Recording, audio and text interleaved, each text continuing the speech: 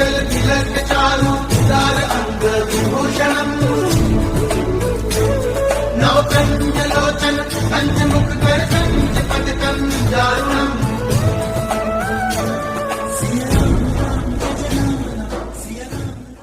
महाराज जी के आज के विशेषांक में रक्षा सूत्र परिवार के सभी सदस्यों का हार्दिक स्वागत है। बाबा जी के भक्तों को राम राम, बोलो सीताराम। चेन्नई से लगभग 32 किलोमीटर दूर बीरापुरम गांव में चेन्नई के भक्तों द्वारा महाराज जी के एक छोटे से मंदिर का निर्माण कर उसमें महाराज जी का विग्रह स्थापित किया गया। बीरापुरम की जिस भूमि में महाराज जी के मंदिर का निर्माण किया गया वहां पर दंडायुत्पानी स्वामी और नवग्रह मंदिर पहले से ही स्थित था। मंदिर के बगल में ही आम के पेड़ों के झुरमुट के नीचे एक कुटियानुमा कक्ष में नाग कन्या मंदिर भी बना हुआ था। महाराज जी के मंदिर निर्माण के लिए इस जगह पर भूमि चयन करने की एक अलग ही कहानी है। वर्षों पूर्व एक बार महाराज जी चेन्नई से भक्तों के साथ आवड़ी के निकट वैष्णो देवी के दर्शन के लिए गए। मंदिर जाते हुए महाराज जी के चालक को रास्ते में वैष्णो देवी मंदिर का ध्यान नहीं रहा और वह मंदिर के कुछ किलोमीटर आगे चला गया। महाराज जी के पीछे दूसरी कार से आ रहे भक्तों ने जब यह देखा तो उन्होंने संकेत देकर वाहन चालक से रुकने के लिए कहा। महाराज जी का वाहन चालक वापस लौटने के लिए उस जगह से अपनी कार मोड़ने लगा तो महाराज जी कुछ देर के लिए कार से उतर गए।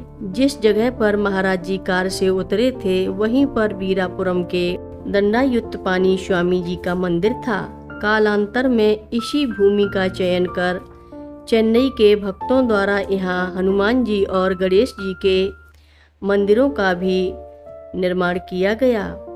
सर्दियों के 2 महीने दोनों माँ बीरापुरम में ही प्रवास करती थीं।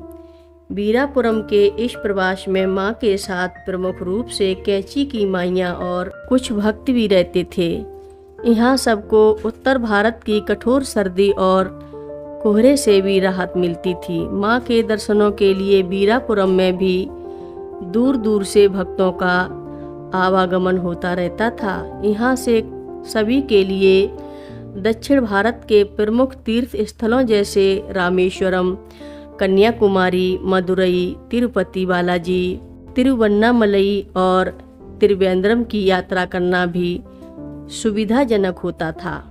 माँ स्वयं भी इन यात्राओं में जाया करती थीं। माँ प्रायः प्रत्येक वर्ष दक्षिण भारत की यात्रा पर जाया करती थीं। दिल्ली से दक्षिण की यात्रा तमिलनाडु एक्सप्रेस से की जाती थी। रेल से जैसे ही हम मध्य भारत पार करते बाहर का तापमान बदलने लगता। दोनों माँ अपने केबिन की खिड़की से प्रकृति दृश्यों का आनंद लेती। ट्रेन जैसे जैसे भारत के विभिन्न प्रांतों से होकर गुजरती माँ वहाँ के आध्यात्मिक स्थलों और उनसे जुड़ी प्राचीन कथाओं के बारे में बताते जाती। जब हम चम्बल के बीहड़ पार कर रहे होते तो माँ वहाँ के वन में हल्के रंग के वृक्षों की ओर संकेत कर बताती कि इन्हें रामकुल्लू वृक्ष कहा जाता है। इनके बारे में मान्यता है कि भगवान राम अपने वनवास की अवधि में इन्हीं वृक्षों के नीचे विश्राम करते थे। इन वनों और पहाड़ियों में बने छोटे छोटे मंदिरों को देखकर माँ बहुत प्रसन्न होती। ट्रेन जब नर्मदा नदी के ऊपर बने पुल से होकर जा रही होती तो माँ हम सबसे नर्मदा जी के दर्शन करने के लिए कहा करती। इन यात्राओं में एक विलक्षण अनुभव हुआ करता था।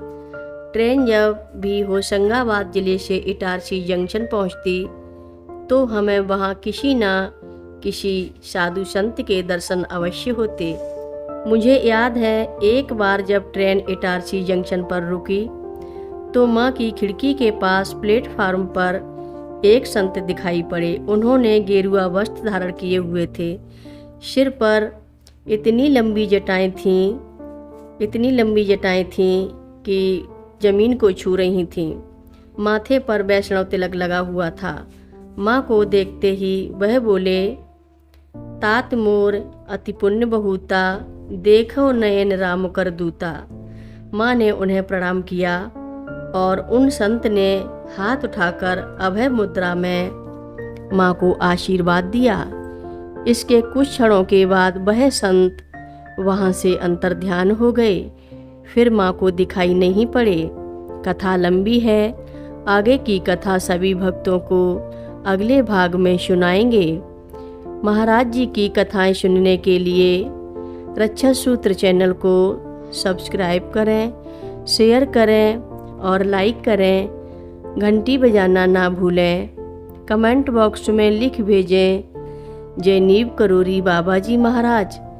सभी भक्त मिलकर बोलो, नीव करोरी बाबा जी महाराज की जय जय बोलो, सिद्धि माता की जय जय बोलो।